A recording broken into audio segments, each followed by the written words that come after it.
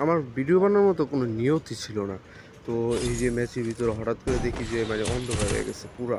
মানে কাহিনীটা কি হলো আমি বুঝলাম না। Hit him হয়তো ওই with যে sense of নতুন একটা shockwave! ইভেন্ট না কি জানি আইছে না? সম্ভবত হয়তো ওইটা থেকেই আমি আজকে খেলতে নিয়াই দেখি এরকম অবস্থা। এর মাঝে আবার এনিমে আইছে তো একটা ভিডিও যে বানামু তারও সুযোগ নেই ভালোভাবে একটা যে ভিডিও বানাবো।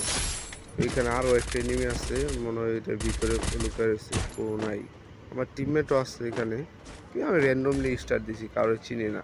ঠিক আছে? এখনো তো ভালো কোনো পর্যায়ে যেতে পারি নাই ম্যাচে মানে তো এই কারণে ওই যে ওয়ার্ল্ডে যাইয়া ২-১ টা ভালো প্লেয়ার নিয়ে তারপর ঢুকি তাইলে ভালো ম্যাচ পড়ে আর নয়তো নোবের সাথে খেলা পড়ে।